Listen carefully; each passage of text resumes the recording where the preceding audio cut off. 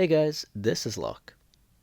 I've been playing this game called Ash Echoes for the past few days, and I found this game quite interesting. Um, the graphics are great, I really like the graphics in this game, and I found the progression of characters in this game to be really interesting because it doesn't really follow the progression of characters in any of the other mobile games I've played. For example, these are all characters that I have, but you can't level up characters. That doesn't exist in this game. You can't even equip items on characters. There's no equipment or any other thing that you can equip on these characters. So the progression is really, really different. And the main bulk of progression seems to come from this thing called tactical engraving.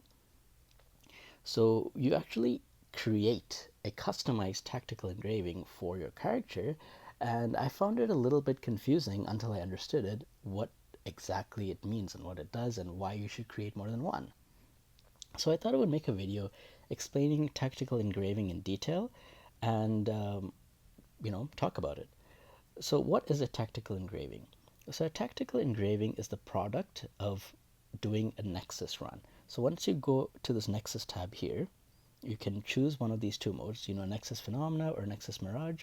We will explain all of these things in detail later. This is just all about the tactile engraving itself. So once you click on one of them, you can choose a character to go on this Nexus run.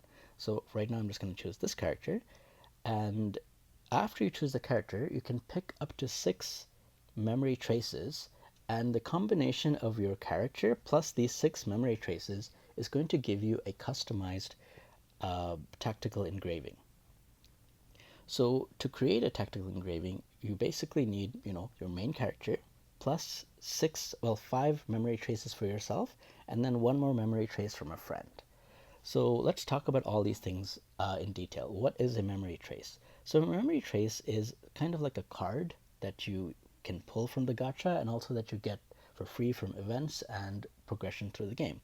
A lot of these SSR cards that I have were actually given to me for free from different content within the game, but some of them are ones that I pulled from the gacha as well, that you can see here.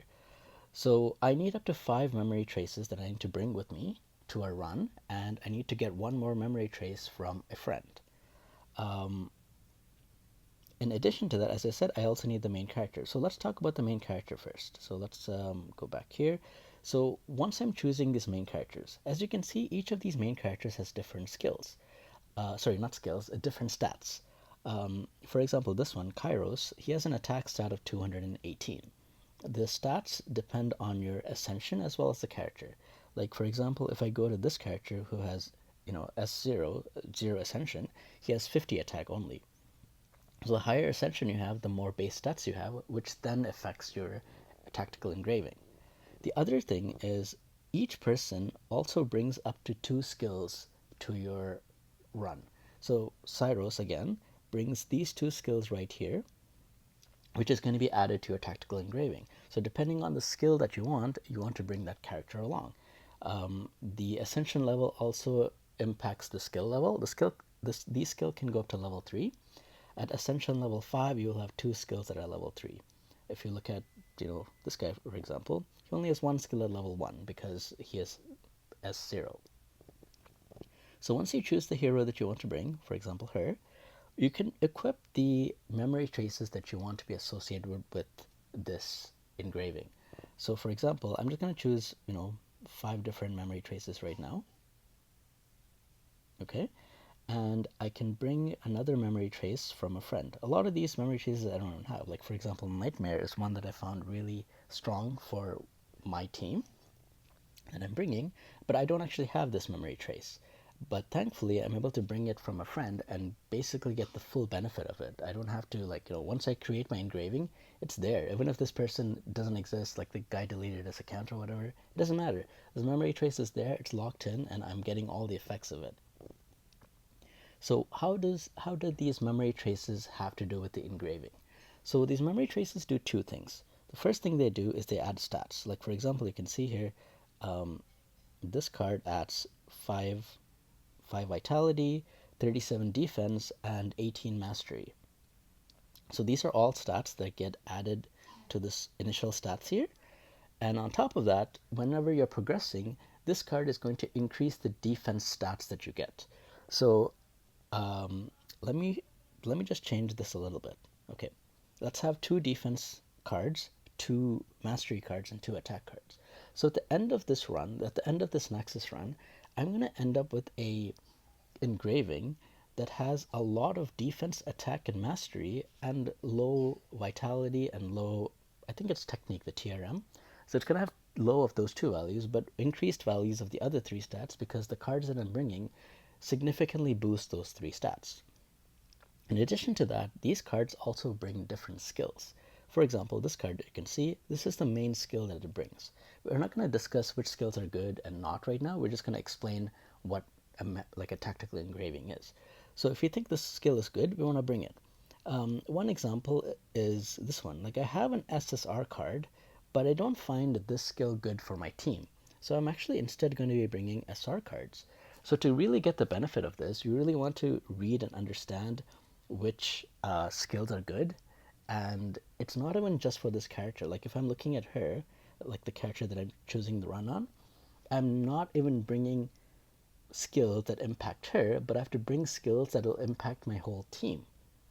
The reason for that is once I finish this run, right, I will end up with this tactical engraving. I'll show you an example, something like this, which has all these stats. You know, these are the stats that I got from running it on the left side here.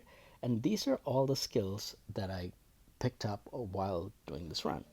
Now, the reason that this has to impact my whole team is because when I'm doing a normal fight, like if I go into an attack, this battle over here, I'm just picking a random stage. Oh, I don't want to pick that one because that's locked. And this one has a lot of story. Doesn't help. Okay, this one. So I'm just going to go back to the one that I just picked, this one, okay? So when I'm bringing this tactical engraving on my fight, all the stats and the skills from this tactical engraving doesn't just apply to this main character. It actually applies to the whole team. So therefore, it's important to bring, stats and skills that will benefit not just this character that I'm bringing on the run, on the Nexus run, but your whole team that you have in mind to play whatever content you're going to play. There's various different types of content, and because of the content, there is different kind of skills and compositions that you want. So because of that, you really want to have a content in mind. Like, you're gonna say, okay, I'm gonna do the main story. Okay, which is the team that I'm gonna use for the main story? I'm gonna use these 4 characters. Okay, so I want to target skills that will benefit these characters, and I also want to target stats. For example, if I'm bringing this character, can I? Okay,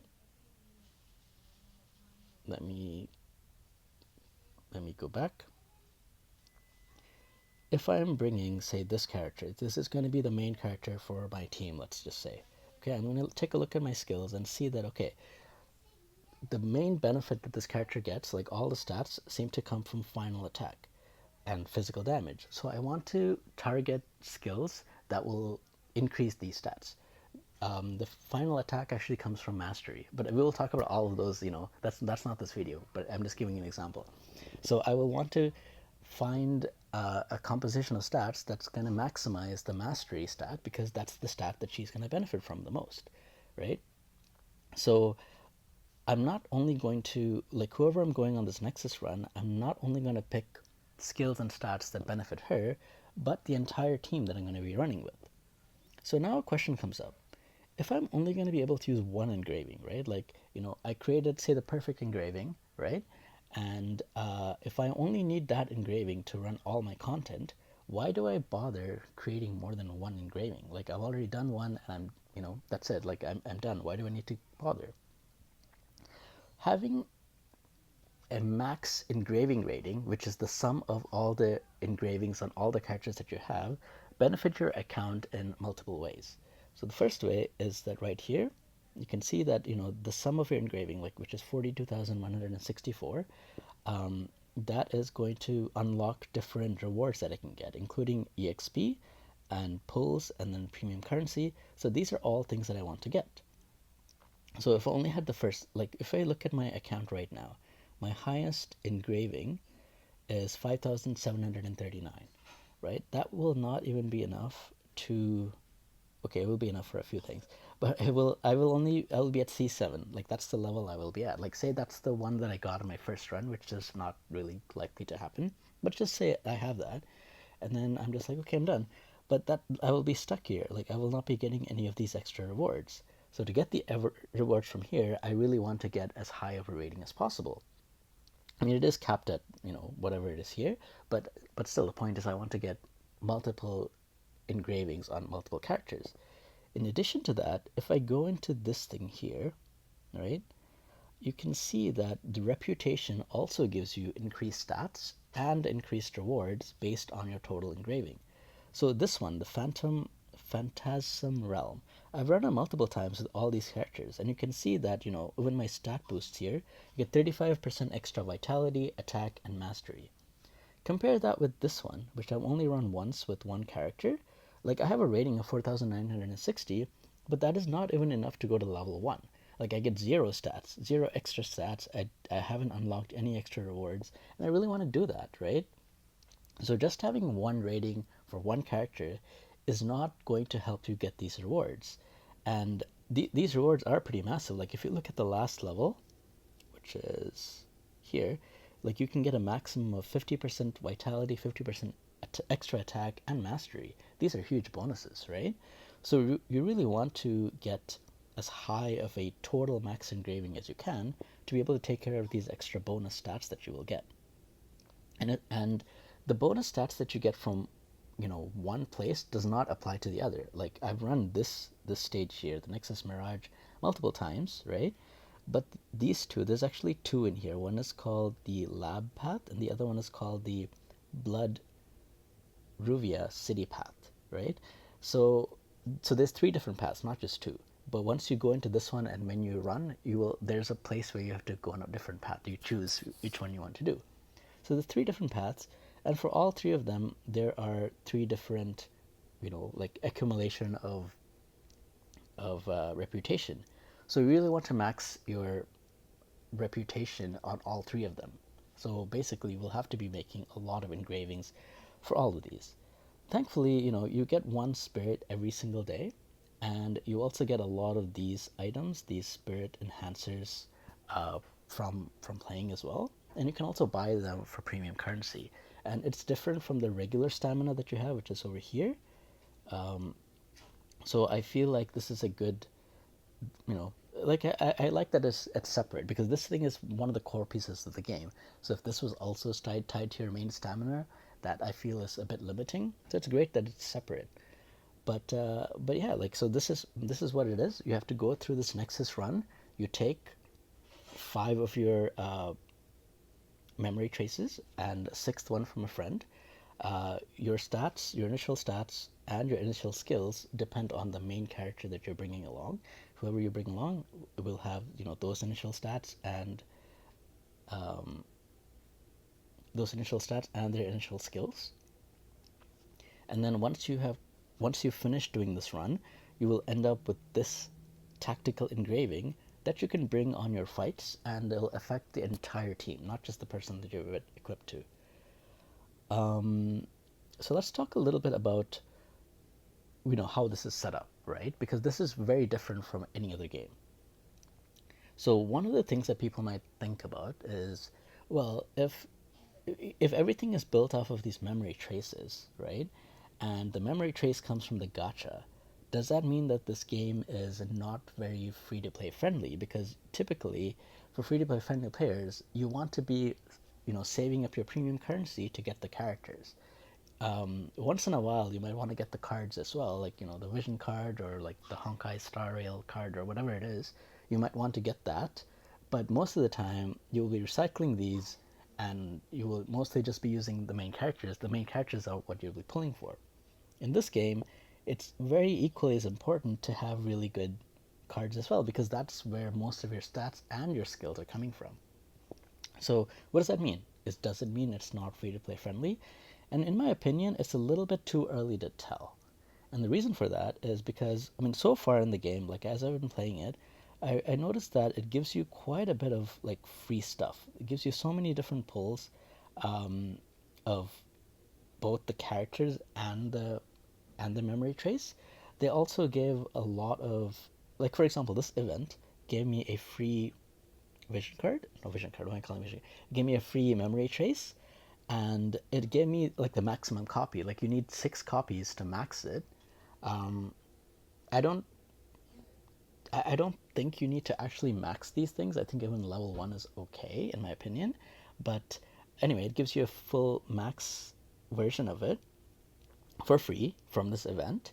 And a lot of these cards, like this one, and I think this one, these are all cards that you get for free playing the game, and you can also level them up, like max them from currency that you get for free from here. As you can see, you can get these things and max these things. So it does give you quite a bit of stuff in the game, even at the SSR level, that you can access and use for free. Um, and it also does give you quite a bit of currency, but again, this is the early days, so I don't know what it will look like as the game progresses. So my opinion is that it's just too early to tell. Like maybe as things come out, maybe you know the memory traces that come out will be the best of the best, and you need to get them to progress, and then you have to make a decision between characters or memory trace, and I don't know. Like maybe it will get to that point and it will be too hard, or maybe there wouldn't be so much of a difference between the memory traces that you can access for free versus the paid ones. Maybe it'll just be a slight difference. I don't I don't know. I can't tell you. But it is too early to tell. But what I can say is that these memory traces are really important. They are really important to the gameplay because most of your stats and your skills are coming from the memory traces, which then get transferred to these tactical engraving. One good thing about the system is that even though you don't get the latest and greatest memory trace, when you're going on this Nexus run, you can choose one from your friend, right? Like this one right here. So even if you don't get it, if your friend gets it, you can use that to create your own engraving anyway. And once you've created the engraving, it doesn't go away. Like if your friend stops being your friend, like, unfriends you or deletes the game or something, it doesn't matter. Once you've created the memory trace, it's there. And another thing I found out was that, like this morning, I really like this card, the Nightmare card. So I made a memory trace, sorry, I made an engraving with this yesterday, and then I wanted to do it again today, and I noticed that this wasn't available. Like, I don't know, it was just not there. So I had to refresh a couple of times, and it came out. So this list actually does seem to refresh. So if there's a particular memory trace that you're looking for and you don't see it, if you hit refresh, hopefully you're able to find it sooner than later. So that's another reason why I don't know if this is going to be limiting for free-to-play players or not. Because if a card does come out that's very strong, you are also able to create, these engravings by borrowing cards, right? You can borrow these traces from other people and create the card yourself, like create the engraving yourself. There's one other thing that I wanted to mention as well. For your main character, like that you're using in the game, this guy. So you can equip 5 cards that you want, and the only thing that really matters here um, is the stats. So really, like it doesn't really matter what the skills say. Just pick whatever cards has the best stats. So this was not a good card. Like I want to get something that's SSR level 50, even though I don't really care about the skill. I really want to get the SSR version of it because that's going to give me the most stats.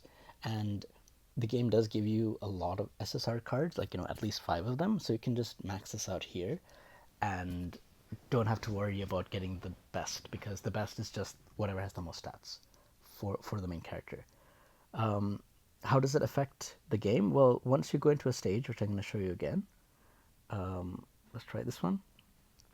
As you can see here, like on the right side, it says A20, so that is the engraving that I created for my main character, and 20% of that stats flows to this character that I'm using. You can see at the bottom here, like for example, if you look at attack, it says 1204 plus 96. So that plus 96 comes from the main character, like 20% of the stats from that main character gets added here. So that's how that affects it. So I think hopefully that explains what this tactical engraving is and how to build it. It's a really interesting system. I've never seen anything like it. It's very unique. Or maybe it's been out there and I just don't play as many games as other people. But I personally never seen anything like this. Uh, so I'm excited to try it out and see what it's like. Um, if there's questions about this, if there's something that I'm not explaining properly, leave a comment. And if there's stuff that I missed, like it's a new game for me, I did not play the beta.